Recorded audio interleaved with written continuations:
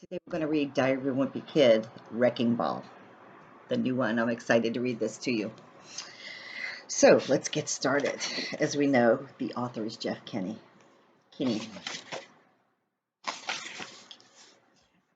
March, Sunday.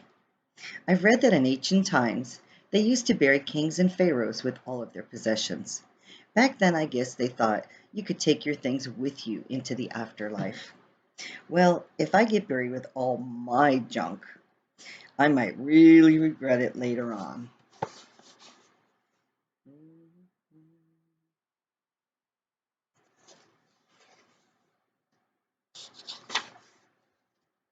Mom's having me do some spring cleaning to get rid of things I don't need. Well, that seems like a good idea until I realized just how much stuff I've really got. I spent the whole morning going through my closet, and it's crazy how much was packed in there. And it's not like it was organized or anything. I've basically been throwing things in my closet since we first moved in. Digging through my closet was like going through my childhood, and the further back I went, the further back in time it took me.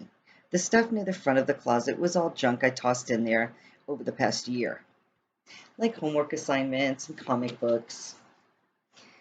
But after I got those things out of the way, I started finding stuff I forgot about. I found a model rocket I got for my 10th birthday in a costume I wore for Halloween a few years ago. And there was a bunch of other things I didn't even know I still had. I think some of you can relate to that.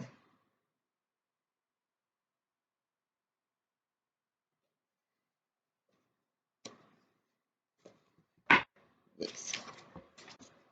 When I dug a little deeper, I found something I thought I'd lost years ago.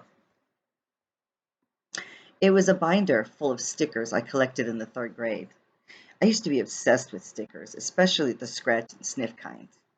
I collected all of the good smells like bubble gum and cotton candy and that sort of things, but I had all the really gross ones too. So when a kid on my street wanted to know what giraffe poop or rotten meatloaf smelled like, they'd come to me. One of these days, I'm going to write my autobiography, and it's going to include scratch and sniff stickers to mark all the different moments in my life. And that's when I realized I had stepped into dog poop. Scratch hair.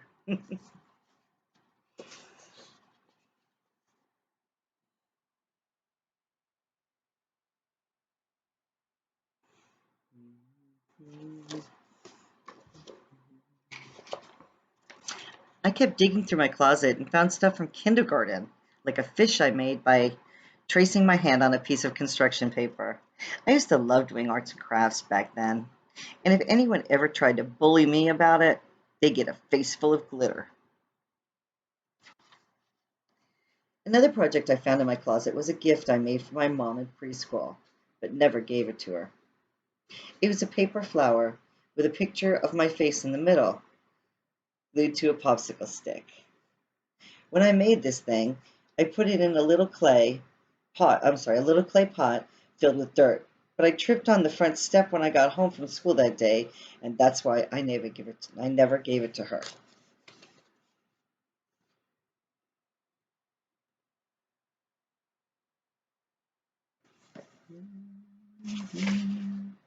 I was glad when I finally reached the back of my closet, but to be honest, I was a little disappointed too.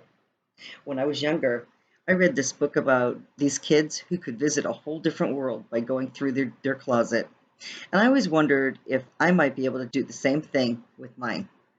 But I thought that whoever lived on the other side might not be too happy with me for tossing all my junk in there over the years.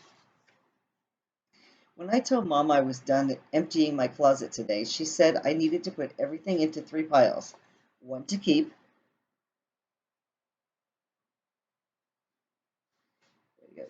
one to donate, and one to throw away.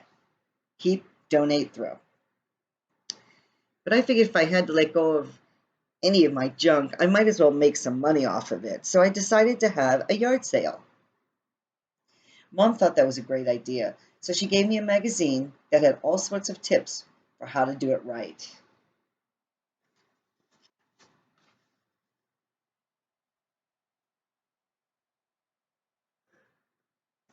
Okay.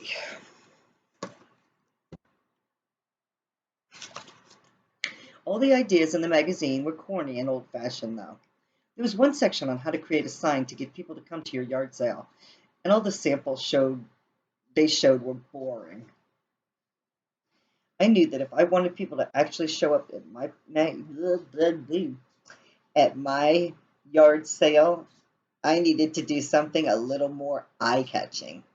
So I whipped up a sign I knew would do the trick. I made a few copies of my sign and headed out to post them around the neighborhood, but Mom stopped me before I got out the front door. So the sign that he made says here, $100 bill found on sidewalk. Please come to 12 Surrey Street to claim your property. So he's getting people to say, hey, that was mine, come and claim that, but maybe they'll have money out of them to buy something. Do you think that can work? It's doubtful. Sorry. Mom made me make signs that were more like ones in the magazine, and after I was finished, I stapled them to some telephone poles on our street. Then I hauled everything down from my bedroom and started setting it all out on some plastic tables. Each table had its own category, like clothes and books and that kind of thing. But some stuff wasn't easy to categorize, so I had to get creative. I had a bunch of gifts from my grandparents and older relatives that I've never even touched. So I put all those things together on one table. And then he marked the table, great gifts for the grandkids. That was smart, huh? Good marketing. I also had a bunch of birthday cards that were still in pretty good shape, so I used some whiteout to cover my name and set them out on their own table. I put all my broken toys on another table and hoped some little kids who couldn't read would come to the yard sale. It says here, fun toys. You break it, you buy it.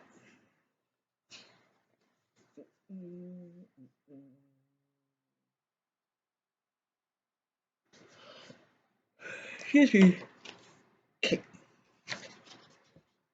I stuffed all my random items like marbles and a few pencil stubs into some tube socks and thumbtacked them to a tablet. I'm sorry, to a table. He called that one mystery socks. What's inside? I also created a table full of things for people who had money to burn. He's got a vampire bat shield, invisibility lotion, and freckle remover. I put all my old arts and crafts projects on their own table, just in case some kids needed a gift for their parents, but didn't want to put in the time. Well, okay. While I was finishing up, Mom came outside to check out my yard sale, and she seemed pretty impressed. But she said I should hold on to the things I made myself, since that stuff is really special. I told Mom that if she wanted something, she could always buy it herself. So she offered me $3 for that paper flower I made for her in preschool. Oh, because that's now the mom's memories. You know, things are your memories and they're fun for you, and then they end up being your parents' memories. Mom seemed pretty eager to have that thing, and I could tell it was worth more than $3 to her, so I told Mom it was all hers for 10. I guess I pushed my luck though, because she went back inside without buying anything. While I waited for customers to show up, I started getting a little nervous. I realized all my stuff was just lying out in the open. I had no way to stop people from stealing it. So I called my best friend, Rowley Jefferson, and asked him to come down and be my theft prevention officer. But Rowley said he was supposed to do something with his dad this afternoon, so he couldn't help me with the yard sale. I told him I'd promote him to prevention manager, and he'd even get to wear a badge. Luckily, that luckily that did the trick. As soon as Rowley got to my house, he started asking about that badge. All I could find was my old firefighter costume, but that seemed to make him feel real important.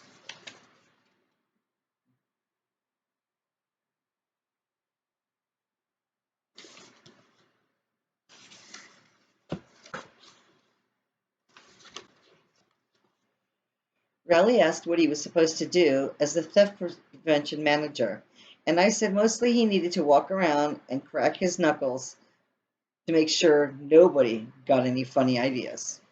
But Rowley wasn't paying any attention to my instructions because he was distracted by a table that had a bunch of birthday gifts he'd never seen. He'd gotten me over the years. I'm pretty sure Rowley's mom picks out all the presents since they're always things that help you learn. And they're all still in mint condition because I haven't actually opened any of them. How do you think he's going to feel about that, his friend who sent them? I don't know what made Rowley madder, the fact that I was selling this stuff or the sign I put out on the table. Gifts for nerds. Hmm. Rowley said I couldn't sell those things because they were gifts. I told him they were mine, as I could do whatever I wanted with them. I wanted, let me do that again. It's a long, so I could do whatever I wanted with them. And then we got into a big tug of war over the magnet fun set. I'll just do another page or two. You can say hi. There's my puppy. Hello, baby. Get the good boy. All right.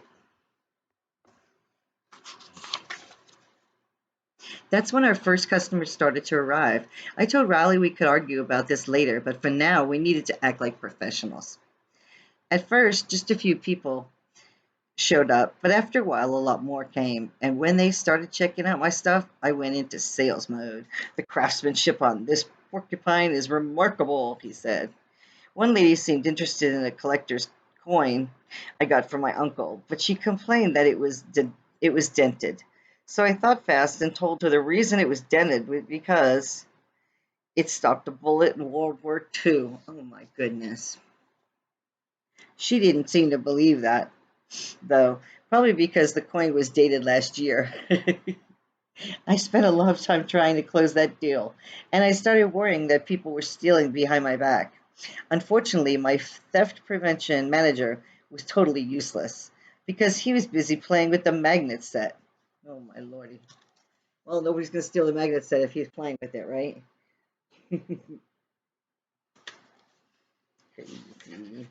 All right, we're going to stop there on page 21, and we'll start back shortly, and we'll do this a couple chapters at a time. I hope you're enjoying it because I am. This is Diary of a Wimpy Kid, Wrecking Ball. Keep reading.